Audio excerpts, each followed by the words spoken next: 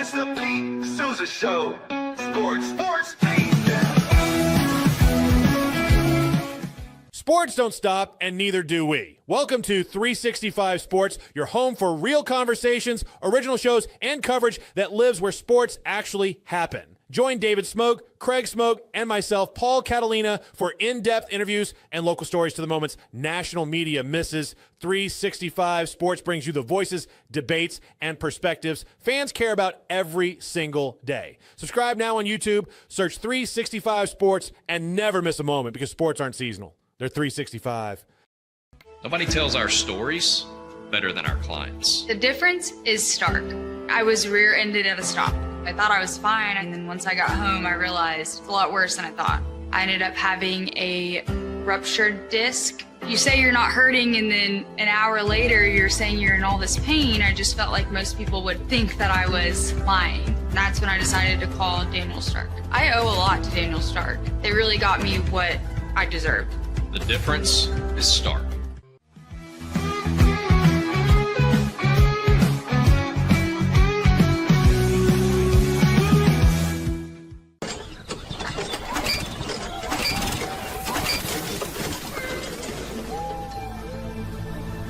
Just use amp pace.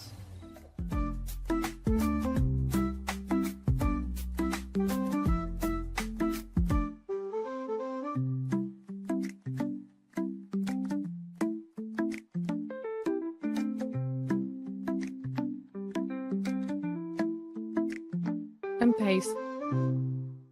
With Ease US, make studio quality voiceovers for your videos online in over 149 languages and dialects, featuring 468 natural AI voices. Customize the volume, mood, and pauses to perfectly match your content. Plus, capture high quality videos with no watermark. Record your screen, webcam, and voice, and save them instantly to your computer. Never been easier to create professional grade videos and voiceovers. Try it today at easeus.com. That's EASEUS.com.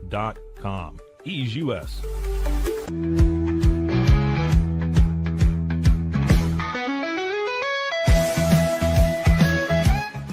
Since our founding, we've been revolutionizing hair removal with cutting-edge technology and a commitment to empowerment. The U-Like Air 3, launched in 2023, ushers in a new era of sapphire ice cooling technology, offering nearly painless hair reduction in just 3 weeks. Experience the future of hair removal today at ulike.com, because at Ulike, beauty is about looking and feeling good. That's ULIKE.com. Ulike. Hey, it's Matt Mosley of The Matt Mosley Show. We want you to watch our show every day, 1 to 3 on YouTube or wherever you get your podcast. And you get to see big name guests like Gary Patterson, Art Briles, Scott Drew, Doug McNamee, major Cowboys insiders, ESPN legends like Sal Palantonio. When news breaks on Cowboys or Baylor or NFL, we want you to look here first. 1 to 3 weekdays. It's the Matt Mosley Show.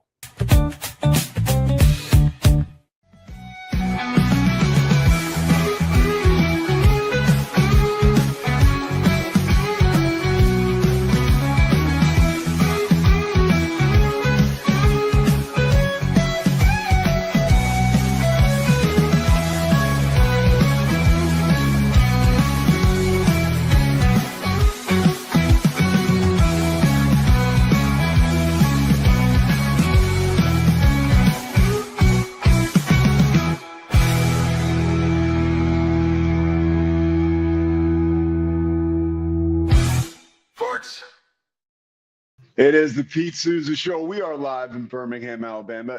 Cam, you want to come up and make sure, let us know everything's good? You look great, Pete. That sun is really glowing on you. It's really a great hour for you. It's a good thing we did it earlier. Sounds good. Okay. Sounds good for what we've got today. It sounds good. How's everything going? Okay. It's going all right, man. It's good to see you. It's good to see you too. You're see the your best. Fresh face again. It's good to see you. It's good that Chris Visser set us up today with Lon Kruger. Lon Kruger was a big part of my childhood because 92. I mean, he wasn't like there at Christmas, but like man, the way he inspired you, that English class, yeah. But 92, 93, that Florida team that went to the Final Four. that really kind of was when I was seriously like, I was playing basketball and sports on my own. And there was still that thread where college sports was so important to me. I hadn't quite like crossed over to like socially partying and hanging out in high school. So I was right in that middle spot where sports was everything. And that Florida team was awesome. And his career, was far from over. Took 2 teams to the Final Four. 2 different teams. Yeah. Yeah. Coach And the Hawks in Florida had obviously never been there. Like Florida was not a program, and OU hadn't been in a long time, I think since 88.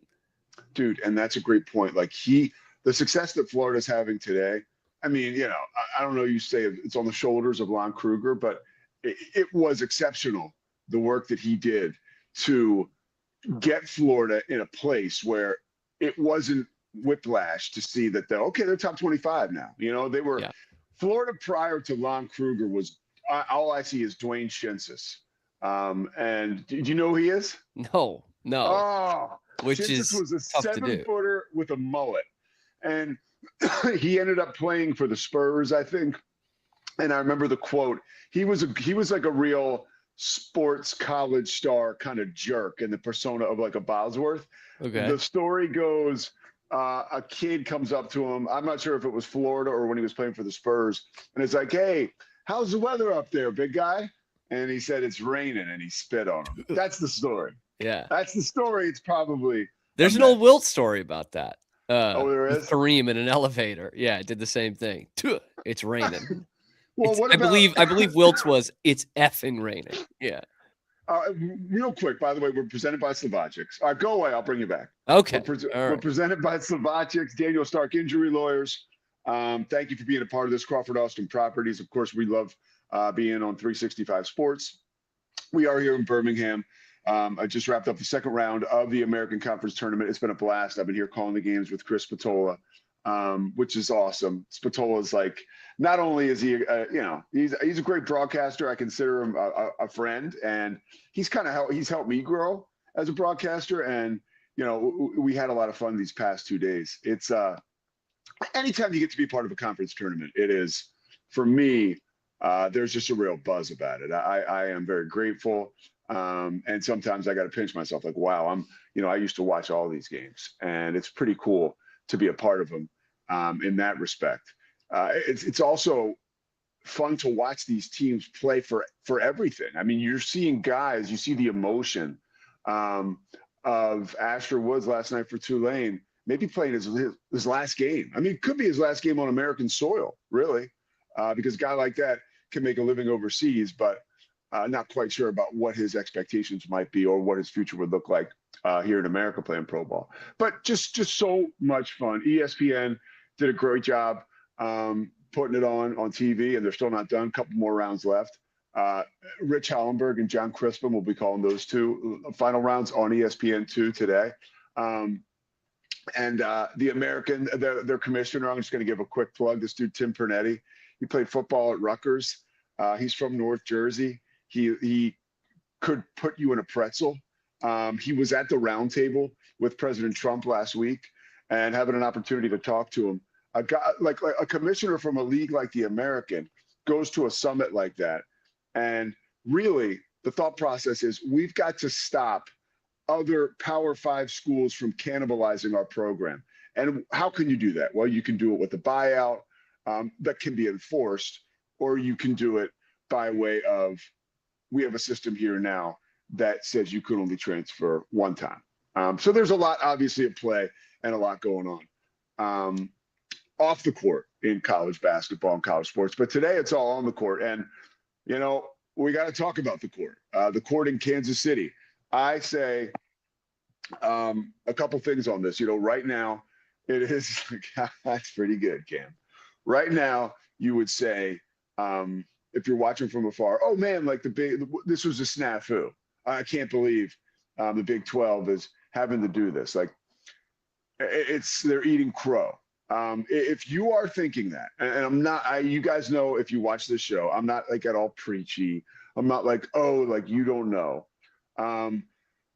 But this is a masterpiece by Brett Yormark in a sense that it's not like he looked to drum up a lot of publicity, only to know that he was going to have to switch out the floor. And they don't have to do anything. It's a choice that's being made by the conference because they're doing it for the betterment of the schools and the actual basketball. Because at the end of the day, that is what it is about. It's about the basketball, and the fans come to see the basketball. As much as there are so many other amazing ancillary things that bring us to the table, it is about college basketball. And again, Brett Yormark was not thinking along these lines. I can promise you that. He wanted to put that floor on display and have it be special for the players, the programs, the schools, and the fans. And a decision was made to transition from that. And the one thing I can think about is, like, I've worked at those arenas, right? Like, trust me, that hardwood floor is there. I mean, it's T-Mobile Arena has a basketball floor like that's in-house, right? And they probably have all the Big 12 logos and stuff like that. So it's not a huge ask. It's not like, oh, we're going to, if it was in Vegas, it might be different. Or maybe not. They would just paint, a couple logos on the floor overnight. But this is pretty, I imagine it's pretty turnkey because of the floor just being on site, because this glass floor is special, right? It's shipped in. I think the toughest part of this whole thing is for that company, BSE, because or ASB, whichever it is. Maybe they hope I'm getting it wrong, because either way, for them, this was an opportunity to really become a mainstay in pro or college basketball. Because, I know for a fact from hearing that the president of that company interviewed, they were part of All-Star Weekend, this kind of floor. They were part of Texas Tech actually looked at putting this floor. Chris Level told us that. They looked at using this floor full time at United Supermarkets Arena. Obviously, this maybe sets back the long-term goals of a court like this, or maybe it's just a hiccup. I have no idea. It was a great idea. It was a great swing, and I think the Audible tells you everything you need to know about the innovation and the ability to stay flexible that the Big 12 has. It's been the thought process of Brett Yormark since he started with this job. We have a terrible television contract deal, or one that doesn't suit us. Okay, how can we maneuver to make that work?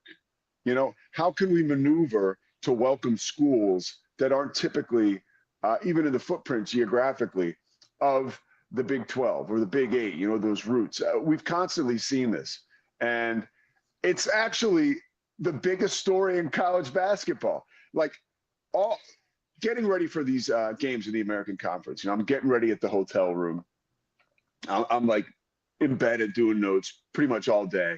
And because there's, you do 2 games a day, that's 4 teams. And then you have the other teams coming in. So yeah, you really had to make sure you were locked in on all these games. But while I was getting ready, it became very apparent to me that the Big 12 is the center of gravity for the college basketball universe right now.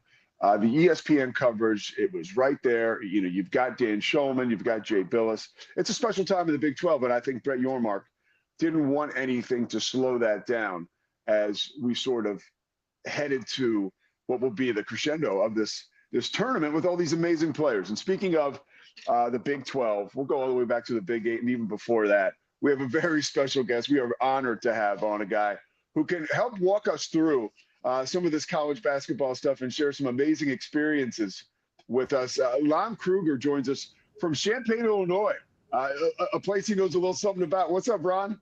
Hey, I'm doing great. How you doing? Oh, thank you so much for joining us. It means a lot to have a voice like yours this time of year joining the show. I was coming on before you joined. I was a junior in high school when your Florida team went to the Final Four.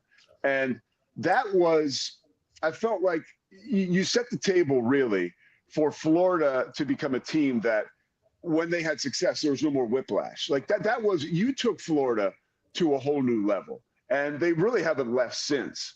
I do want to start there. For you to put a team like that on the map, go to your first Final Four, What was an experience like that for you, sort of to be a transformational agent for a school like that and a program now that still dominates, won a championship last year? It was great, of course. The fans really jumped on board. We were fortunate also to have the Sweet 16 Elite Eight game in Miami, so the local fans could travel easily and really got into it. The whole community did, and certainly Florida's taken it to a whole new level since that time. But great to see, and certainly Florida's got an outstanding group, chance to repeat, for the first time in a while. So it's a good situation, and Todd's done such a good job there. He's done a tremendous job. I think he could be in the running for Coach of the Year after winning the national championship, and that's impressive for a young coach. When I get the chance to call games at Kansas State, I look up there, and there's the banner, and you're part of the proud history that is Kansas State basketball. They just made a coaching change, and there has a lot of success, and like I said, rich tradition there. How important is it for that community to have a strong basketball program? What does it do for Manhattan, Kansas, and all those around the Kansas State basketball program? Manhattan's a great college town. The stereotypical college town. A lot of things revolve around what's happening at the university, and certainly basketball has been at the heart of that for decades. And it's important. People set their calendar and they plan their events around the basketball schedule when things are going well, and that'll get back. It'll get back there, no question about that. Certainly, the best fan base anywhere. They're so loyal and so giving, and the facilities there. And Gene Taylor, the athletic director, has done such a great job with all that's going on there. Certainly excited about football now with Coach Klein coming in, and Coach Kleiman did such a great job in transitioning from Coach Snyder, who absolutely turned everything around with regard to football. But a great college town, great community, and the most loyal fan base anywhere. Coach, I had the game where they were playing Seton Hall, and they introduced Coach Klein at halftime. You could have robbed a bank in Manhattan, Kansas, right there. I couldn't believe it. It was everybody. It felt like in that general 25-mile vicinity was there and rooting on not only their basketball team, but nobody left their seat at halftime when they introduced Coach Klein. It really is like a family vibe there too. Absolutely, no question. As much of a family vibe as you can get anywhere, no doubt about that. And they will travel, they will do whatever. They love their Wildcats, and great to see that. Certainly a passion for that program. What's it like for you this time of year? I mean, you had so much excitement and opportunity around March, and now you're connecting with some of the guys you used to work with or guys that work for you. You're seeing them move forward in this survive and advance stage. Can you give us some of the memories or some of the feelings as a head coach you have when you go into the situation where, regardless of the record, the slate is clean now when you get into March, and everybody's got a shot. It's a brand new season. Can you describe what that's like this time of year? It's a great time of year, of course. Certainly from a fan standpoint, it's a great time. Coaches, excitement, but also a lot of intensity as well. But it's a quick turnaround. It's a quick from that Sunday announcement of who's in the tournament, where you're going. All the travel arrangements have to be made. All the ticket stuff. It's a whirlwind, but a great whirlwind, no question about that. And it's not easy. People just all the fan bases think, well, their team just should be in the final, in 68, and it's not that easy. So many good teams are left out every year. So many good coaches are left out. But it's a great time, and certainly one that coaches thrive on. Do you have a specific memory when one of your teams, whether it was Illinois, Florida, we're talking about Oklahoma, being on the bubble and just sitting there, and you now as a coach have lost your favorite thing, which is control, right? and now you're sitting back like the rest of us and waiting to see what happens. Is there a specific moment that sticks out to you that you remember being on the bubble? Interestingly enough, I don't know that in all those years it wasn't really that much of a bubble. We were either in or we weren't, and it was kind of we never did have a a moment of disappointment because we expected to get in and didn't, and never did really have a moment of thrill because we were surprised by getting in. So that was kind of fortunate because that, being on the bubble and not, sure if you're in or not, that last 2 or 3 teams swinging one way or another didn't really happen. But the excitement with the fans, the excitement for the players, regardless of if you expect to get in, is when your name's announced, there's still an excitement and a spontaneous celebration, and those are hard to beat. As a coach, how do you temper that celebration and excitement? From an operation standpoint, when you find out where you're going for the first round of the NCAA tournament, what happens next?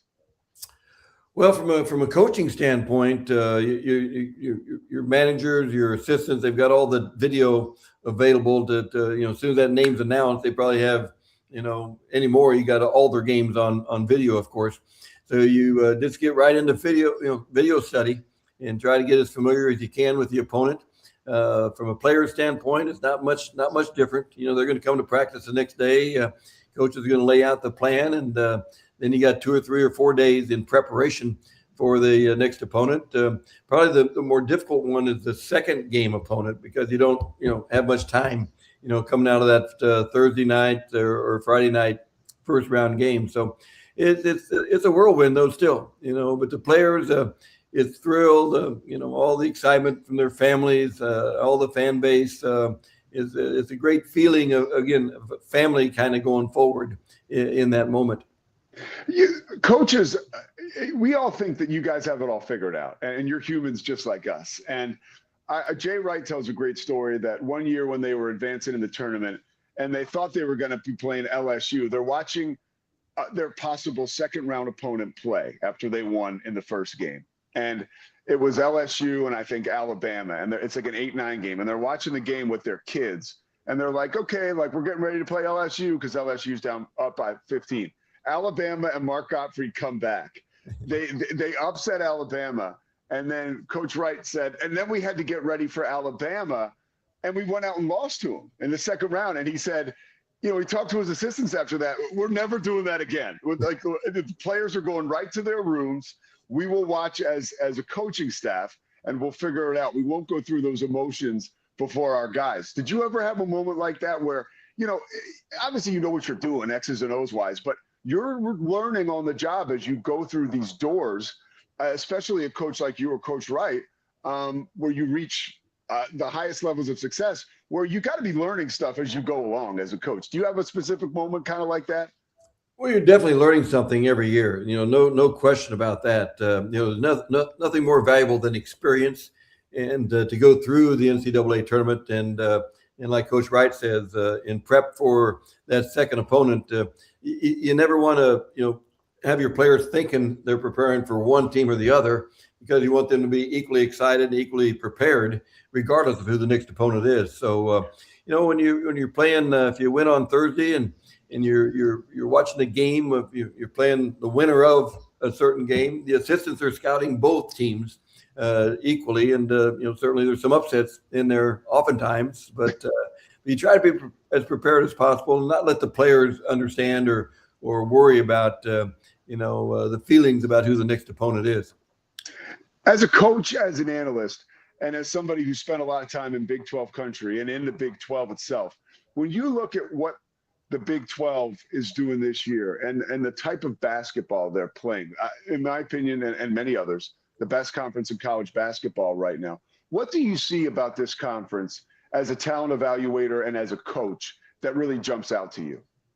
Well, I agree with you. It's such a high level of play. There's so many teams in there, and anyone can, even the bottom part of the conference can upset people at the top end. And the balance, I think, in the Big 12 from top to bottom, and now with the expansion of more teams coming into these leagues the last few years, it's outstanding. And I think you've got 4 or 5 teams at the top of that conference, that any one of which could get on a run and win a championship. But pretty much, you can say that about all the Power 4 leagues. Those top 4, 5, 6 teams are pretty outstanding, and anyone can get on a roll and get a run, as Florida did a year ago. I mean, they had some unbelievable finishes in I think 4 of their 6 games. were crazy right down to the wire, and Florida could have lost any of them. But again, because of the play, especially of their guards at that time, they won a national championship. And now they've got those big guys this year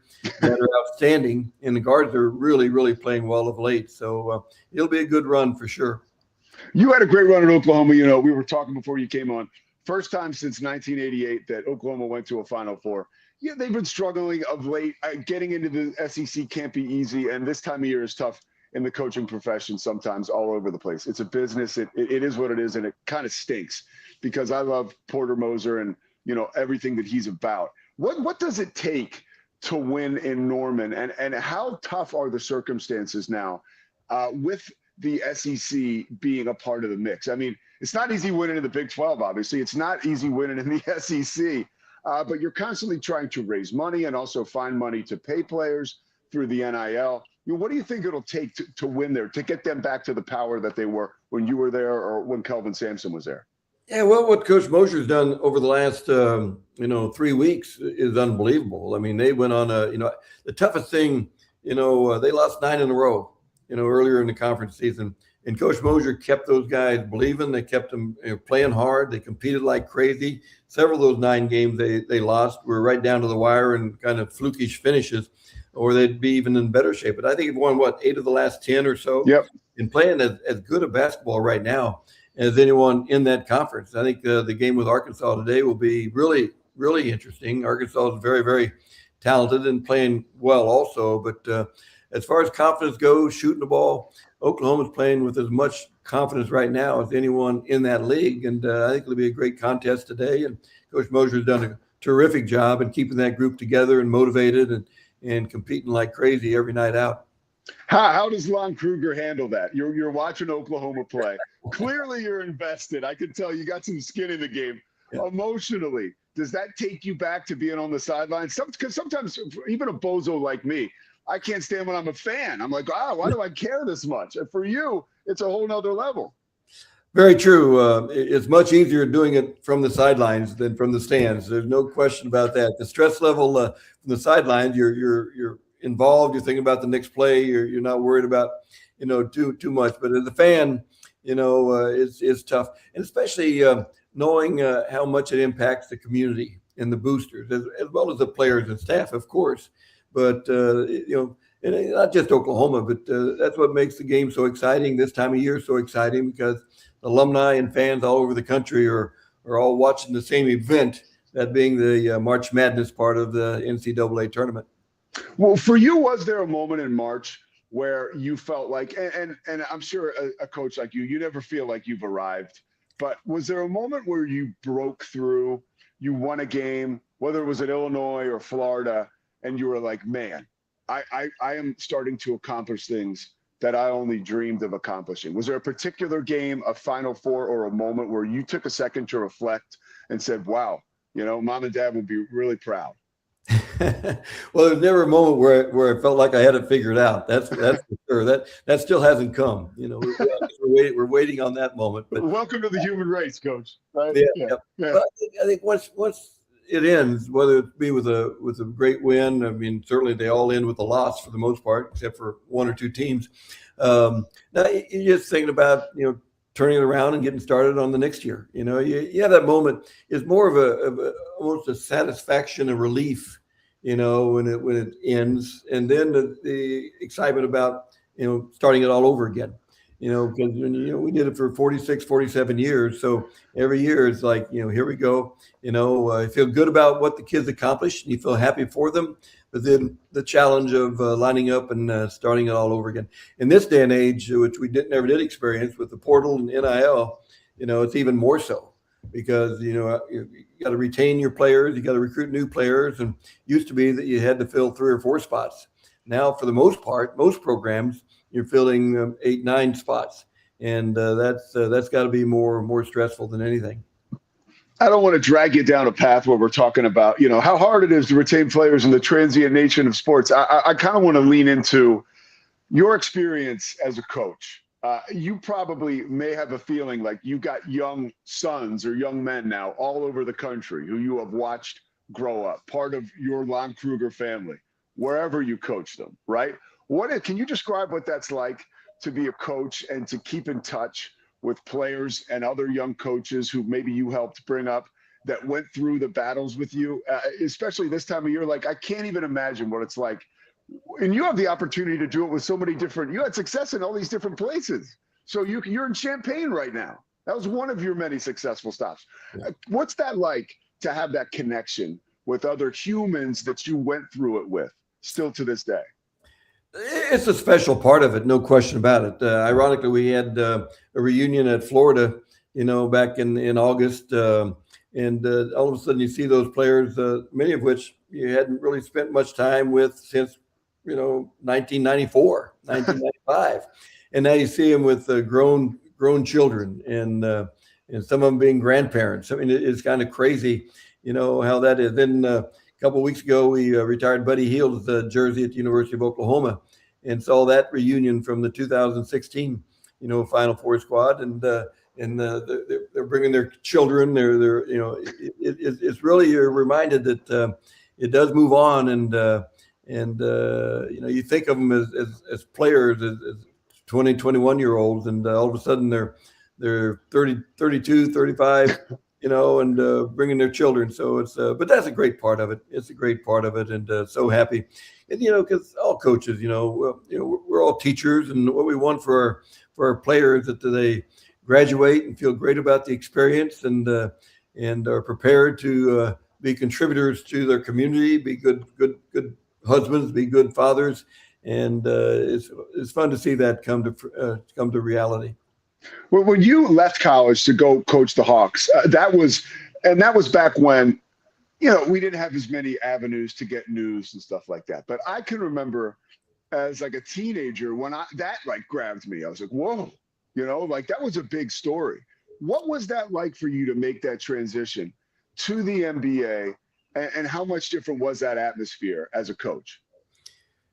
Yeah, it was at a time we were at Illinois at the time, and we'd kind of talked about maybe we've been coaching for quite a while, and maybe thinking about doing something even different. We loved what we were doing, loved coaching, and the NBA opportunity came along, and we were excited about the challenge. We did a terrible job. I mean, we were so naive to what all that is about, and I almost feel like I need to apologize to those players because we didn't do it well enough. But we learned a lot. We learned a lot, and great experience, great relationships still from the NBA days. But it's a different world. It's you got your front office, you got your coaching staff. It's like the NBA. It's like you got the San Antonio Spurs, you got the Oklahoma City Thunder. They're kind of all on the same page. The front office and the coaching staff. But it's really like in college, the athletic director would recruit your team and then you would coach them. And, if you don't win, then certainly the athletic director feels like he's got a good enough team to win. And if you don't win, that's why there's so much turnover in the coaching world in the NBA. But it was a great experience. We learned, we were humbled by it in a healthy way, I think, and benefited from it. How did that change you at all as a person to have such great success? And we all have egos, however much we work to keep them in check. For you to be like, because Lou Holtz, God rest his soul, just passed away. And I think the quote was like, God made Lou Holtz not to coach in the NFL, to coach college football. Like after he left the Jets, he said that, and now he's one of the best college coaches we'll ever talk about. What'd you learn about yourself? Well, it was humbling in a very healthy way. Getting fired. I was 52 years old at the time, and had enjoyed some success with some really good players. And all of a sudden, we were told we weren't good enough, and that's an eye opener, especially at 51 years old. But it was healthy. It was good. The feeling, maybe more empathy for other people who have struggled or gotten fired. And all of a sudden, what they're going through. But in the long run, I think it was a good experience. It was a learning experience, and one we benefited from. Oh, you could probably write a book, Coach. Just on that, just on that chapter. When you sit back now and March Madness is getting ready to take place, does Lon Kruger fill out a bracket? Will you fill out one bracket? Will you fill out none at all? Do you have so many so much stake as far as with some of your former players and coaches that you don't need to fill out a bracket. You got enough stress as it is. Well, we certainly check very quickly on all those acquaintances, people that you're pulling for still to see who they're playing, see where they're going, and all of that. Not necessarily filling out a bracket as much as, Dana Altman in Oregon. Okay, who do they have, coming up? Certainly, Kansas State guys, Oklahoma guys, or anywhere we've been, kind of check to see who their first round opponent is, and should they get through that one, who they might play in the second round. So, there's great interest. We certainly have the good fortune of, some relationships in the business where you get a chance to pull for a lot of people. Of course, there's a lot of heartbreak and heartache because most of them are going to lose at some point along the way. And you know how momentarily devastating that is when all of a sudden your season comes to an abrupt end. It's over, and you know how hard that is for not only the coaches and staff, but players and fan bases and all that. So it's great, but also kind of gets your attention too, because how tough it is when you don't win in advance. You mentioned Buddy Hield. How special is it like to have a transformational guy like Buddy, and how special is it to see him succeed still today, and to have a moment like when you can get together, come back, be a family again, and retire his number at the Noble Lloyd Center? Oh, it's great. Yeah, it's great. It's you're so happy for those guys, those individuals. Whether it be Buddy or Trey or Austin Reeves. Now what Austin's doing is crazy. Undrafted and one of the three big ones in LA. With the Lakers. So yeah, it's great. But Buddy was such a coach's dream. When your best player, you're also your hardest worker and most invested in team results and the best teammate ever. And that's what Buddy was. It's great to see his number raised to the rafters there, and the appreciation that the fans had for him, during that celebration, a month ago in Norman was outstanding, and so happy for Buddy and his family. What was the toughest environment you ever had to coach in on the road?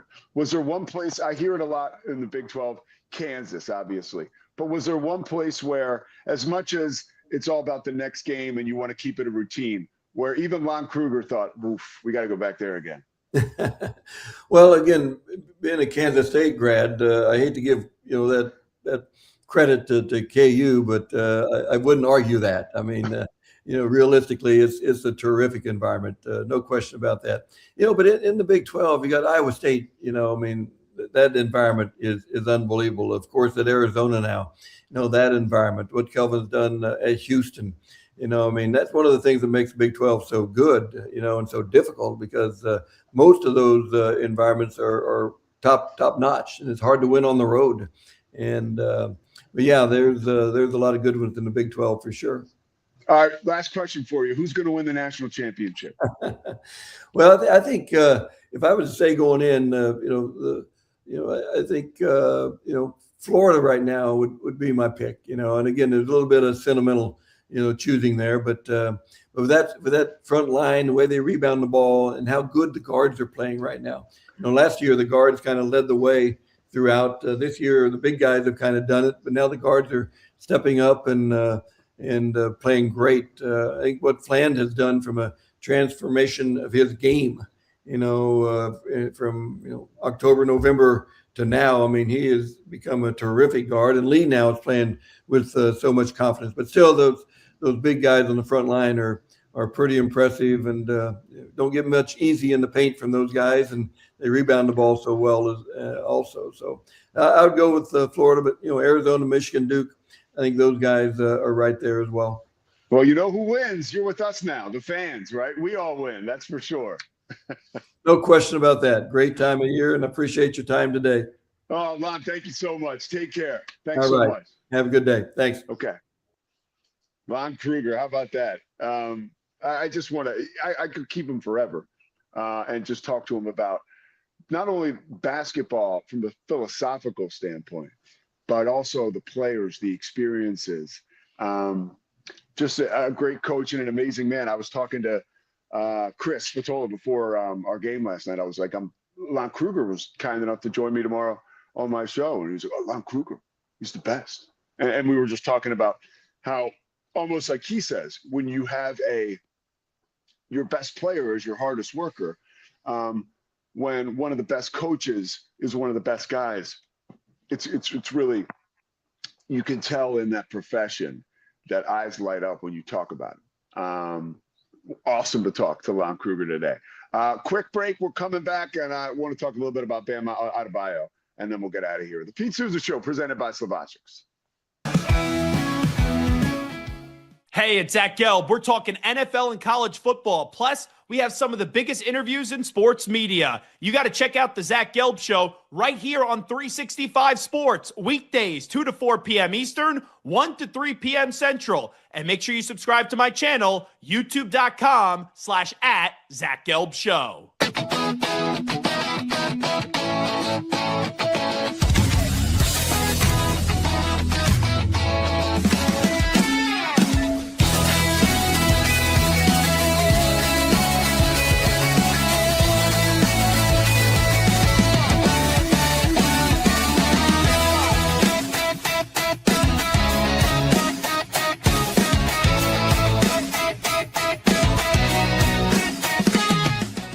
Save big during the Start Something New sales event at Allen Samuels Dodge Chrysler Jeep Ram in Waco. Drive a new Ram 1500 Lone Star Crew Cab with $13,000 off, or choose 0% financing. Get a new Laramie Crew Cab 4-wheel drive with 3.9% financing for 72 months, plus $15,000 off MSRP. Explore in a new Jeep Grand Cherokee Laredo, starting at $31,990. Happening now at Allen Samuels. Come by, let's be friends. Hi, I'm Jo from Face Theory. You're going to want to have a specific goal for your skincare routine. What do you want to achieve? Active ingredients are really strong, and if you're using too many at once, your skin can get overwhelmed. Don't overspend on products. Choose products that have scientific research behind them. At Face Theory, if you're not happy with a product, just say so, just give us a shout and we'll give you your money back, no problem. Streamline event and appointment booking with Amelia's sleek, modern, and fully customizable booking forms. Tailor the colors, fonts, and design to match your brand and seamlessly integrate with your WordPress website. Whether it's for events or appointments, Amelia makes booking simple, stylish, and perfectly aligned with your business. Enhance your booking experience today at WPAmelia.com. That's WPAMELIA.com. Amelia. When you learn a language with Babbel, you start a journey that takes you further and further. Anytime and anywhere you wish. It's easy and fun. Broadens your horizons and keeps your brain fit. A journey into new thoughts, new cultures, new adventures. So what are you waiting for? Start your journey with Babbel now. Go to Babbel.com or download the app. If you want a Boston sports show that's going to insult you as a fan and only cares about getting back at their old hosts or who Bill Belichick is dating, then keep tuning your radio. But if you want a sports show that's wicked good, wicked smart, wicked passionate, then you need the Wicked Boston Show with me, Cam Stewart. It is the only Boston sports talk show that is by the fans and for the fans. One voice in this city where the only BS is Boston sports. The Wicked Boston Show.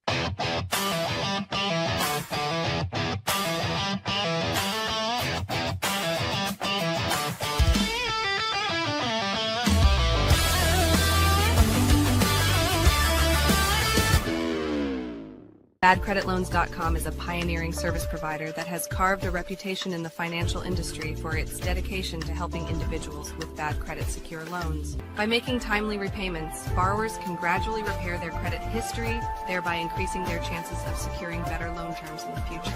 BadCreditLoans.com serves as a beacon of hope for those with bad credit. Simple, fast, and reliable loan application process.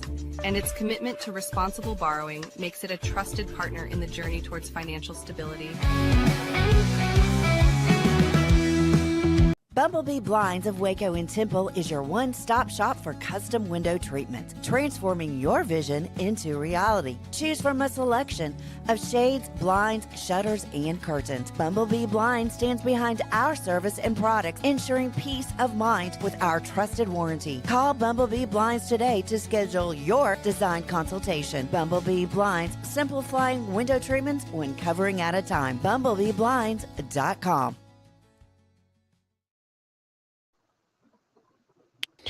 Pete, can you hear us? Yeah, can you hear me? Yeah, we can't see you anymore. What happened? Hold on. Oh my gosh, Cameron, I'm sorry. There he is. So is that the new Bumblebee commercial? That's it. Do I have to still do a read or no? Yes, 2 commercials, 1 read. Do that whole crew, do they all come to your house to install them? I mean, I should have them because my landlord did not do a great job at installing ours. I'll tell you that much. Dude, that's you got to be. See, this is where you screw up. You got to be the guy. Often, yeah. You got to. You have to let Grace think that you actually know what the hell you're doing. Like, there are certain things. But go on. Yeah. I just think that's something that like you could possibly do for her when she's not around, where she would be like, "Wow, that was amazing." You know, like if she came home and could you imagine if you had new blinds? Now the problem is you don't own the place, so I know you would resent the landlord for the rest of your life after you did that. So yeah, probably. Yeah, there are certain things that I pretend to like know about, that I have just a small grasp of, and there are very few things that Grace doesn't really know anything about. And one of them is this weekend, our upstairs neighbors are hosting a party in our backyard. St. Patrick's Day party in the backyard. Oh boy. Like it's gonna be like fratty, darty. What's darty? Darty, a day party. Oh, okay. I did a lot of dartying. Yeah. Well, in college, everyone does it, and these kids are fairly fresh out of college. Dude. But anyway, they're gonna do it this weekend. You're not a degeneriate yet when you're darting, because in college it's not. Yeah. Go ahead. Right. So they're gonna have a bunch of people out in the backyard, and like I raised concern to Grace, and she was like, "Well, I don't think they're gonna be too rowdy or anything." And I'm like, "No, what they're gonna do is they're gonna tear up the lawn." Okay, it's March, the snow just melted. Like, this is when you do not go on the lawn. Good for you. You should put a tarp down. No, it's also their house, so I can't really do anything. But that I was like, that's my concern. Is now we're gonna have a mud pit back there where our dog goes to the bathroom 4 times a day. Yo, real talk. I'm super laid back. I don't care. Christy will tell you, like, I sometimes I don't mind wearing shoes. Wear your shoes in the house, whatever. However, when it's raining or it's muddy, I am so hypersensitive and get anxiety about the dog being outside and coming back inside. You know, like that is where I cannot stand that, dude.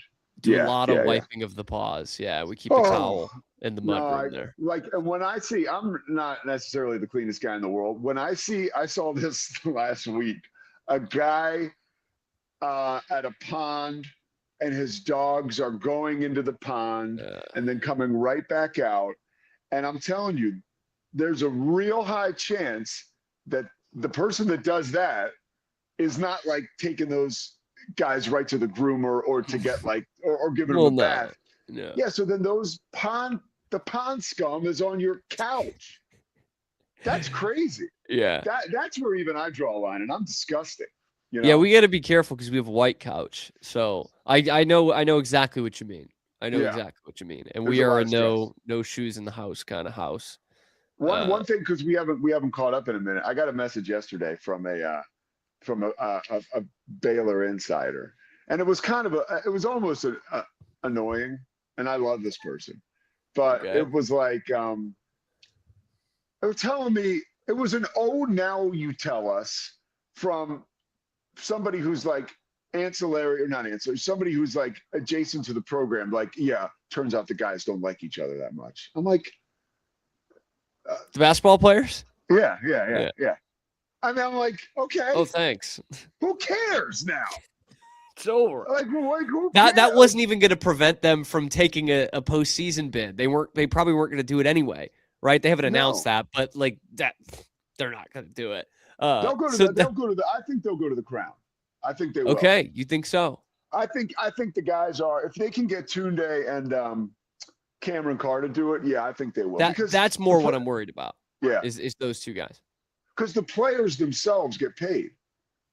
You know? You're right. Yeah. So it's not. It's a good point. So even these guys who are about to hit the portal or are done, like it might as well for a couple. That's how you keep them around. And if you think about it this way, even from a school perspective, it's a cool deal because a lot of these schools, not a lot of them, but like I heard a story about a coach. You know, you get a job, and then you get to one of those players' era tournaments, and your team gets a couple million for that or whatever. And then you're like, as a coach, oh, good.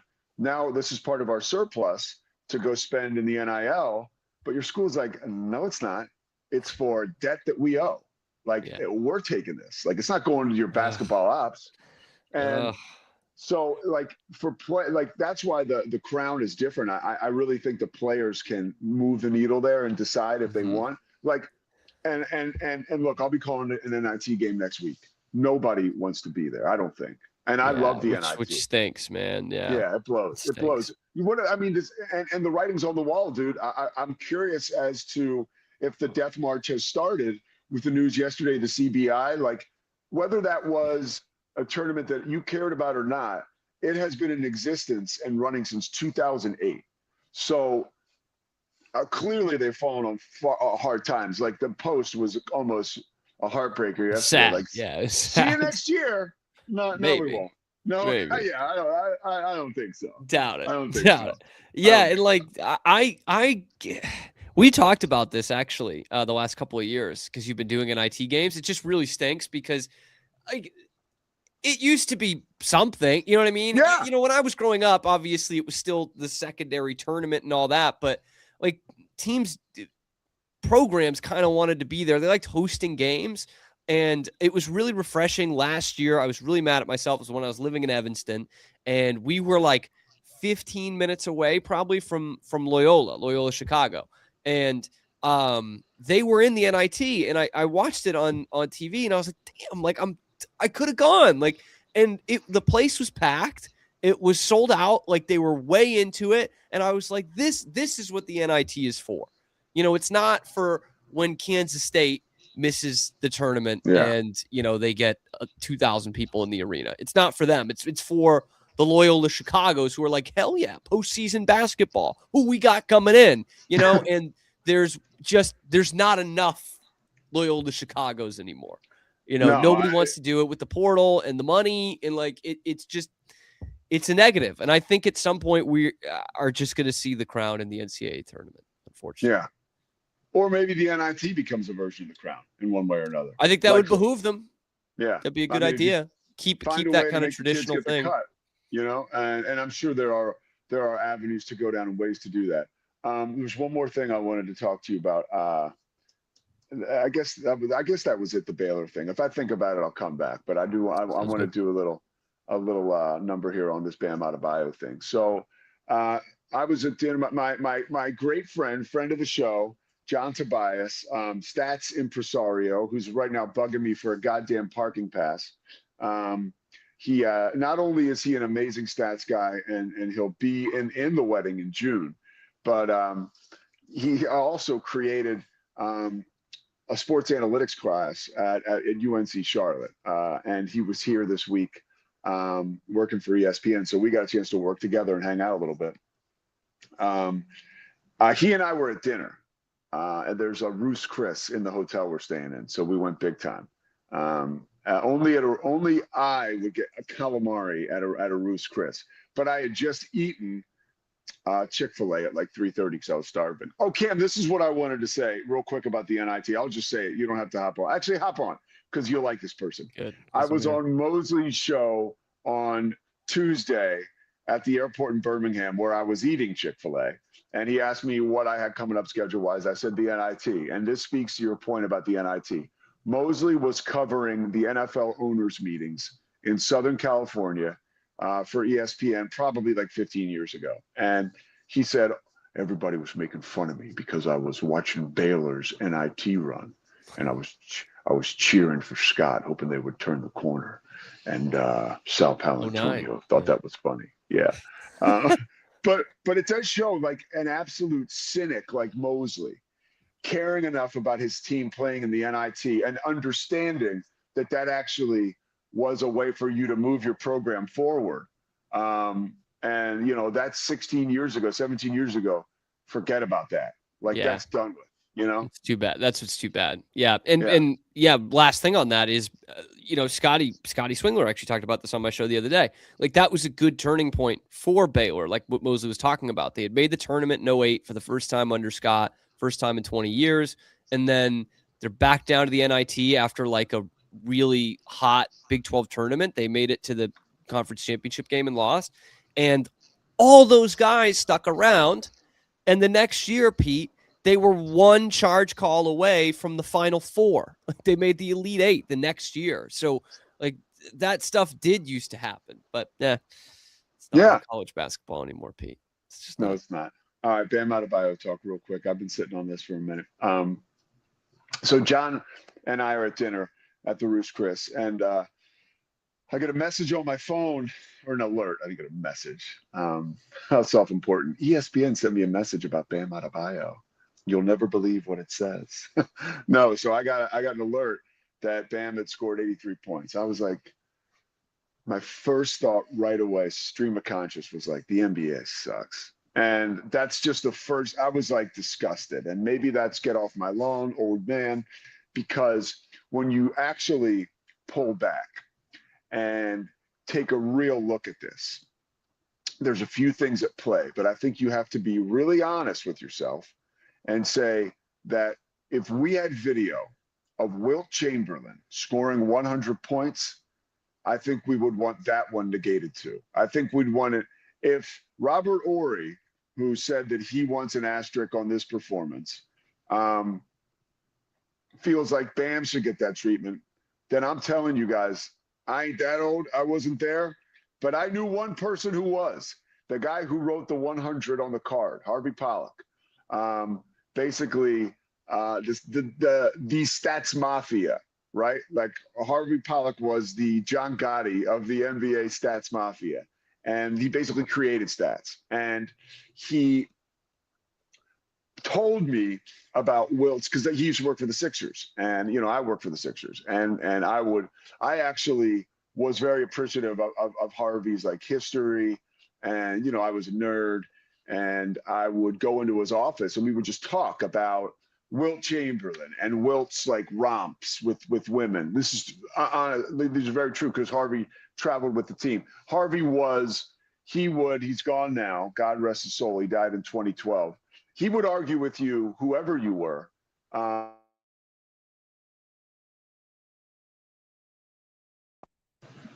The guy who owns this thing is calling me right now as I'm doing a show. He should maybe watch once in a while.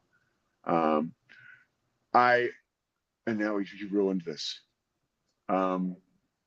Okay, so Harvey would go around and argue with anybody that Wilt was better than Bill Russell. And Cam, this isn't the time, but I mean, that was it. He would tell you, and Sean McCluskey, who's now the senior public relations guy for the Rockets, would argue with Harvey all day long. Sean was at the Sixers with me at the time. He was actually doing work. I wasn't. And it became very clear to me, though, the more I talked to Harvey, the more I was able to understand the level of competition that was playing against players like even Bill Russell, but particularly Wilt Chamberlain on that night where he scored 100. And I have seen some of the tapes. I would, anybody that feels like they want to take the Bam Adebayo situation to task, I would urge you to there are YouTube videos of Wilt playing basketball against said competition at the time. And Visser and I have actually referenced this fiction novel recently, but it's like Gulliver's Travels, dude. And it's almost silly, the mismatch that was happening there. So, and honestly, and the things that Wilt would do to achieve certain statistical milestones. Like one year he decided, I'm going to lead the league in assists, right? As a big guy. So his teams are in very close games where they need Wilt to be the bailout guy or to take control. And what does Wilt do? Well, he's still passing the ball, trying to accumulate assists. You know, like last night we had this kid, Dezane Mingo, who was the point guard for Charlotte. He was a rebound away from a triple-double. Do you think he gave a shit? No. He wanted to win the game and go to the quarterfinals.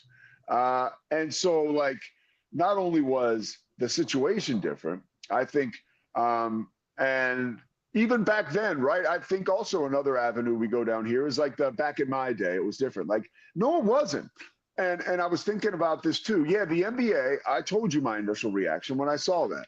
I was like, the NBA stinks.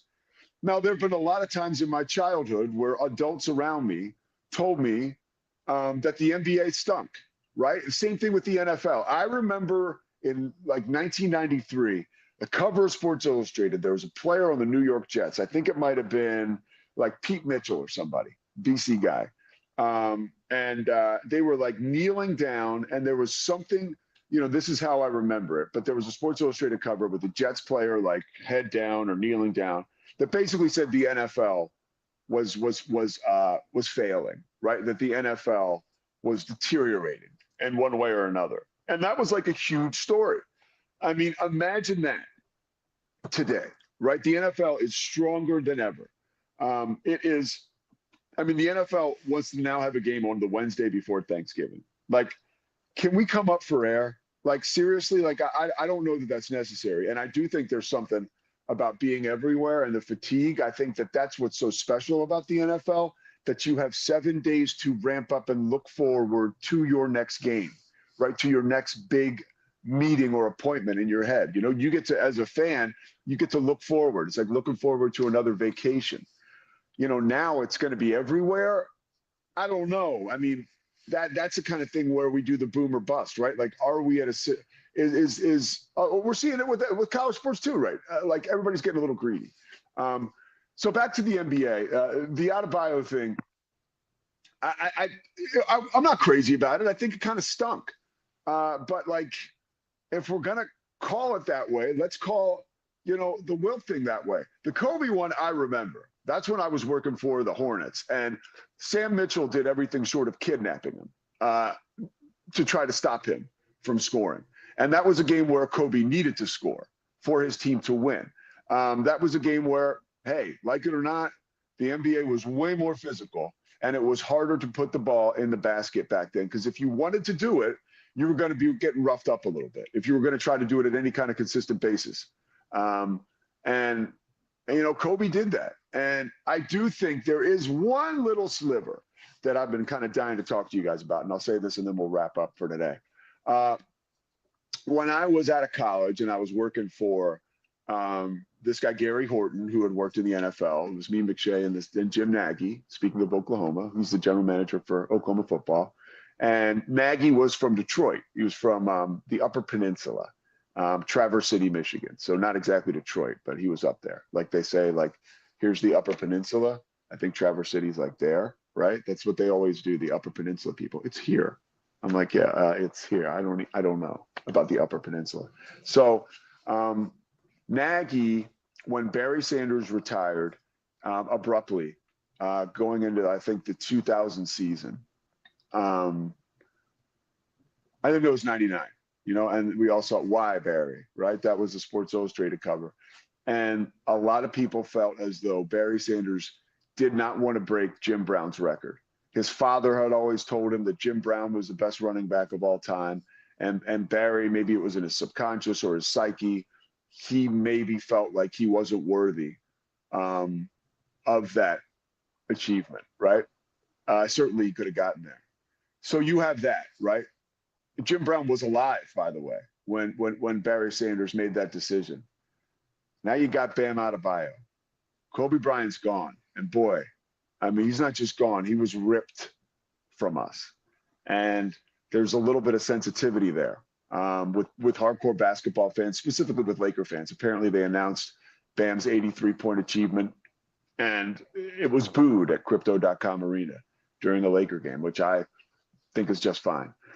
That is the part of this that sucks. And I'm not here to anoint Kobe as a saint, like in retrospect, since he's gone. but I will tell you that he was a bad dude, and he earned every last point in his career. Well, maybe not his last game, but mostly in his career, and that night where he broke that record. So that is kind of a bummer. And for somebody like Eric Spoelstra, who was so connected to the Kobe era and what Kobe did, to be complicit in that feels kind of weird. And my last point about this is I think Pat Riley hung the moon. Okay. I love Pat Riley, but heat culture and like, come on, dude. That's a Mickey Mouse. That's a Mickey Mouse statistic. What you guys produce. That's not heat culture. That's not the Miami that Pat Riley likes to project, right? That's not, there's no aura there, right? You're chasing numbers. And I do think this moment, there's so much now happening in the NBA. Something has to happen before something happens. I don't know if they're going to change the rules or the schedule or what they're going to do. But I know that when baseball was inching towards darkness like this, Rob Manfred made a lot of changes that made the game better pretty quickly. And I think Rick Barry even talked to us about that. Like, sometimes you just got to make changes in order to, maybe it wasn't Rick Barry. I don't want to put words in his mouth, but I heard somebody credible recently tell me that the NBA can make changes. They just haven't yet. You know, whatever that is, rules wise, to make the game better. I think that enough things are mounting up now that the dam is about to burst. And I think we will see a correction before we see an implosion, because there's too much money. They just signed like an $11 billion deal. The NBA did. So they don't have any excuses.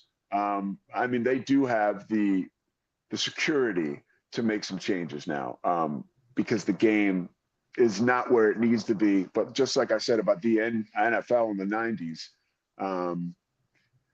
that's part of the cycle, right? That's part of the cycle. So you just got to try to keep it going and make sure that you don't, burn out. When, 25 years ago or 20 years ago, they were talking about NASCAR being like the fourth sport, surpassing hockey. And I think that NASCAR got a little bit too reading its own headlines, and they failed to stay ahead. And now NASCAR is just like, yeah, it's great for NASCAR fans. But I mean, I have not had a NASCAR conversation in a very long time. It would take Nancy Guthrie getting into a stock car for me to talk NASCAR. It's just not something that I talk about. But that's it. All right, we're done for today. Lon Kruger, thank you so much from Champaign, Illinois, for joining us. Oh, wait, Bumblebee Blinds, right, Cam? Bumblebee Blinds. Now, look, all throughout Central Texas, you can find Bumblebee Blinds. And I've said this to you guys before. I will say it to you again. I like to go to bed early, okay? In Texas now, it's March 13th. It's March 13th everywhere. But in Texas now, it's going to stay late, or it's going to stay light later and later. I do not like that. I call Bumblebee Blinds. I say, can you please help me out here, okay? It's bumblebeeblinds.com. And what you do is you have them come over. They give you a free assessment, and they take it from there. And it's some of the most turnkey business you will do, and you will come away, for someone like me, you're thinking clearly because you sleep better. And if people want privacy, well, that's peace of mind too. Bumblebee Blinds, they've got you covered. Make sure you reach out and get in touch. And also, if you want to play some golf, Lake Waco Golf Club is your spot to go. We're talking about Lake Waco, nestled right on the upper west crust of that North Peninsula, right? That's where Lake Waco Golf Club is. And let me tell you, they've got an not exclusive. They have an executive 18-hole par 3 course that you can play. They have an 18-hole course that you can play. You can get a membership. I'm in Birmingham right now. It's beautiful. I would imagine at some point today, it's going to be beautiful in Texas. Okay. I'm not Larry Sprinkle over here, but I got a feeling. And I will tell you, it is that time of year. to get out and to play golf. And if you're in Central Texas and you want to play golf, LakeWacoGC.com. Just check it out on the website, LakeWacoGC.com. You want to go out there, you want to play one round? Play one round. After you're done, check out the pro shop. Amazing stuff there. Have a bite to eat. Go to the grill. You'll see Cam. At that point in time, if it's late in the afternoon, you might see him falling off a bar stool. They'll get him out of there. The bottom line is you're there having fun, okay? LakeWacoGC.com. All right, we'll be back here Monday. By the way, Monday, okay? This one hits close to home. Chris Visser's done it again. Phil Martelli. It's weird because even for me, like I called the Temple game in the American Conference on Wednesday night, and it was Temple and FAU. And it's great because all my buddies from Philly come out of the woodwork and start messaging me about the Big Five. And teams like St. Joe's and Temple, they were in the center of the basketball universe for a very long time, and a lot of my childhood. And I get to talk to Phil Martelli about that on Monday. And most importantly, I'm going to talk to him about Selection Sunday, the draws, where everybody's headed, what he thinks. This is a guy who was coaching for Michigan 2 years ago. So Phil Martelli is dialed in. I won't bring up when they didn't go to the Final Four in 2003. I was pulling for him then, by the way, even though the Villanova-St. Joe's rivalry is like unspeakable. Okay. It gets really, there were some awful things when I was growing up that happened during that rivalry. Jim Boyle, I'll tell you this one story. He was St. Joe's coach. This was a huge controversy. This talk about college basketball back in the day, we could use more like this. Villanova's playing St. Joe's. The game's on Prism. The game ended up going into like double overtime. Villanova goes on this furious run. Everybody hates Villanova because one, the sentiments and the feeling is that Rolly Massimino is breaking up the Big Five, right? Rolly is like, dude, I'm playing in the Big East. I don't want to have to play, St. Joe's, Temple, and LaSalle and Penn and roll around the mud. I'm like these guys' number one opponent every year. Like, I'm not doing it. I'm not playing a Big East schedule and then playing these four knuckleheads who are trying to kill us. Like, we'll do a round robin. And so, we'll play one or two Big Five teams every year. And that was a huge deal. People were like, Rolly's breaking up the Big East. And also Villanova was like, we don't want to play games at the Palestra anymore. We have this brand new arena. We're going to play here. So this is all during that time where Villanova's wearing the black hat. St. Joe's comes in. They're trying to knock Villanova off. They're playing at the Pavilion. Villanova goes on this furious run and takes like an 8-point lead. Doug West, who is now an assistant for the Sixers, goes to Jim Boyle. He's like, hey, you better get a timeout. You better get a timeout. Boyle gets the timeout, whatever. St. Joe's comes back. The great Bruiser Flint, right? John Calipari's right-hand man. Bruiser's on the bench with Cal right now in Arkansas. Of course, Cam knows him from UMass, and Bruiser's an amazing dude, too. Bruiser comes down the court and hits a bank shot to win the game at the buzzer.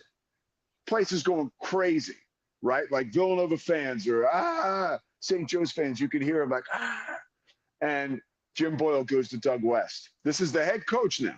The guy's like 38 years old. I used to hear rumors that he was a pothead. Not that that's bad, but back then that was like electric stuff to hear. Jim Boyle goes to Doug West. Hey, Dougie, get a TO, baby. Get a TO. Gives him the middle finger with the timeout symbol. And that was like the biggest deal, that a head coach of a Catholic university would do that to a player. I guess it will probably be a huge deal today.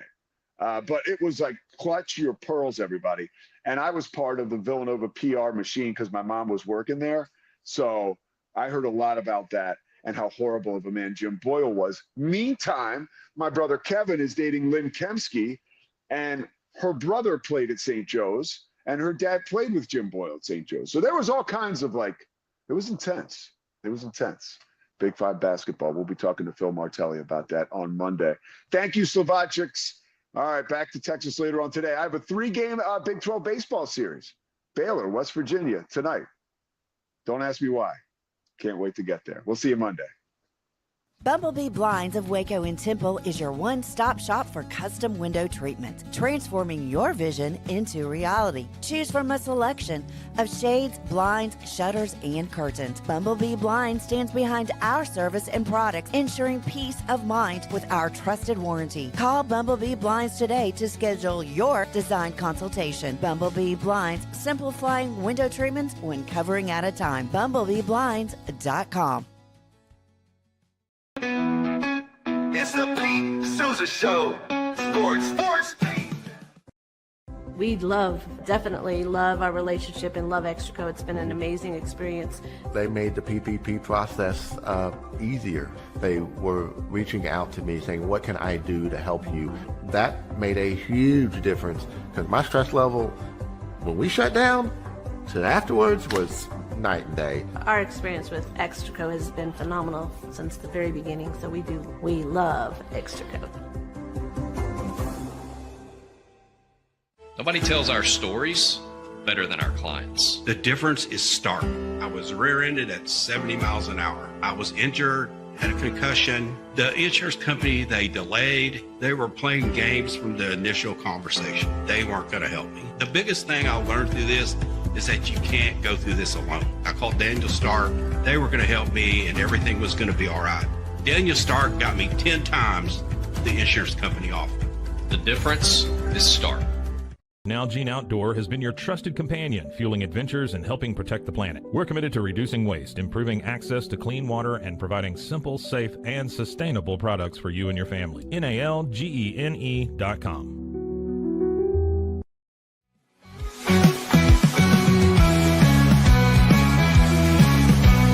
Our professionals are not only experts in managing urgent concerns, but also in providing top-notch preventative health care.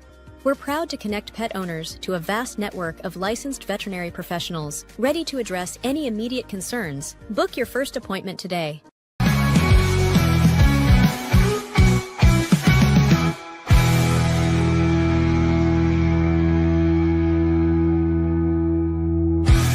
Sports. This has been a Rogue Media Network production.